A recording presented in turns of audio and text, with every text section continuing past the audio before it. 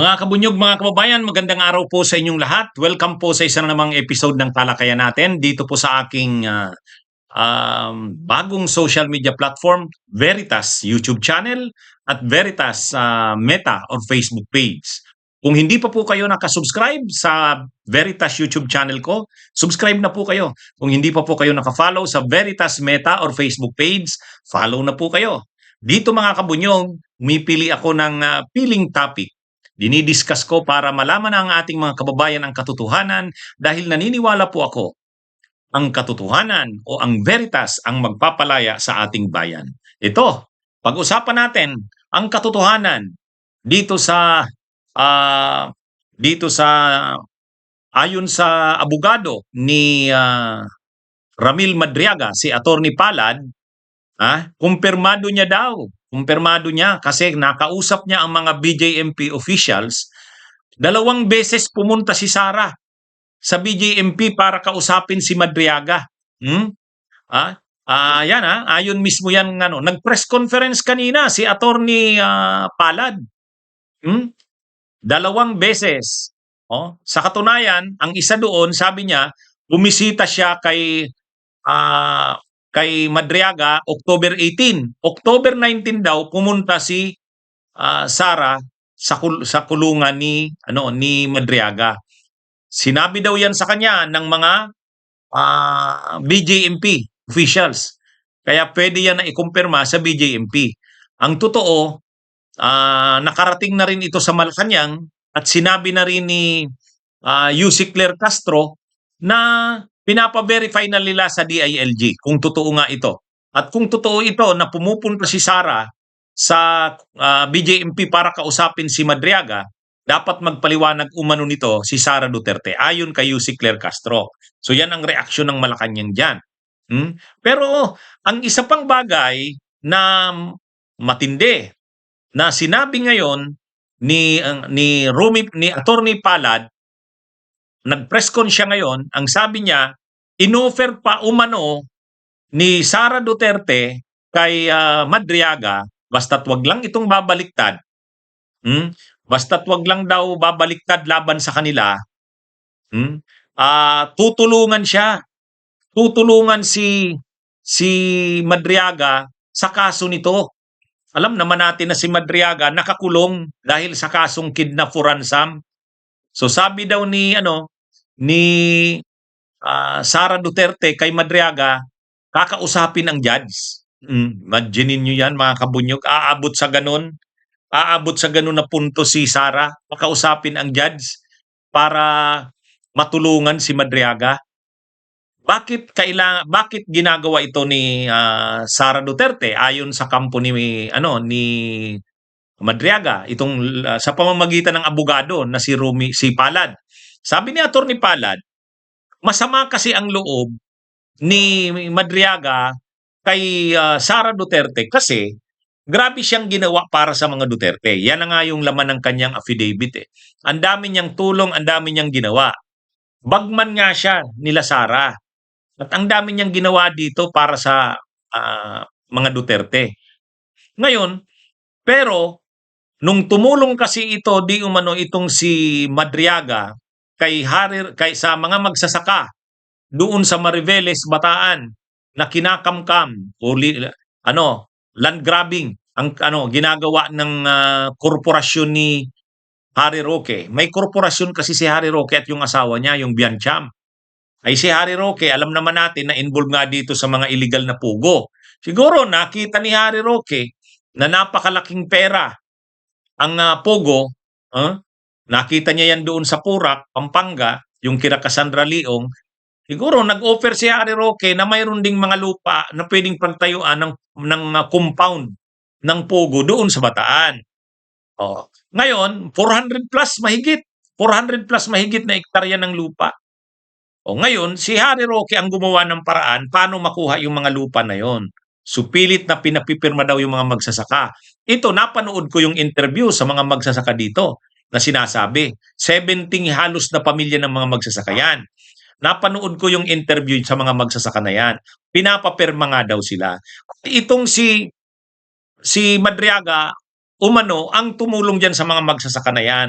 Kaya nung February 2022, kinasuhan nila si Roque sa ombudsman, land grabbing. O kaya lang nung August 2022, kinounter ng kaso. Mayroon namang kaso ngayon si Madriaga ng kidnap for ransom. Ang sabi ni Harry Roque, totoo daw yung kaso na yon, hindi daw yun gawa-gawa. Mali daw yung sinasabi ni Madriaga. Pero sabi naman ni Madriaga at ng abogado nito, hindi, ginantihan daw si Madriaga ni Roque. Kaya humingi sila ng tulong kay Sara. Humingi ng tulong si Madriaga kay Sara, pero hindi daw tinulungan. Kaya nagalit ngayon si Madriaga, kaya ngayon nag-iisip na si Madriagang sabihin na ang lahat niyang nalalaman.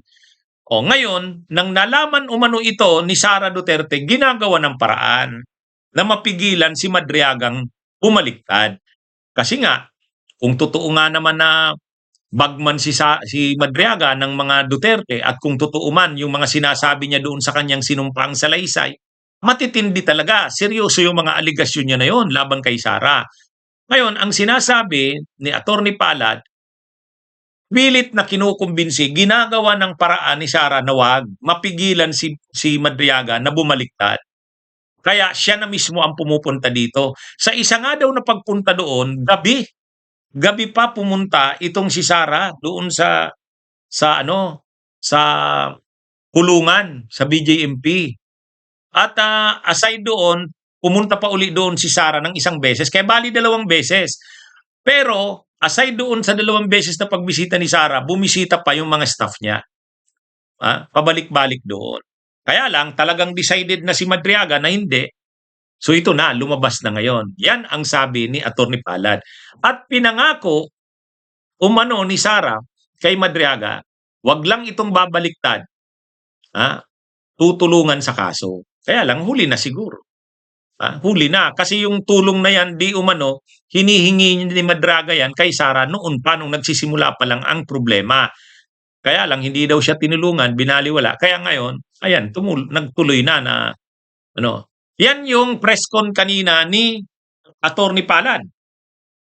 Na si Sara ay 2 beses pumunta sa kulungan sa BJMP para kausapin si Madriaga. Kumpirmado yan daw sa mga BJMP officials at pwede yan ikumpirma sa BJMP mismo. At sa pagpunta doon ni Madriaga, ni Sara, inaalok pa, pinapangakuan pa si Madriaga nakakausapin ang judge tungkol sa kaso niya. Ganun katindi yung ganun katindi yung binunyag ni Attorney Palad kanina.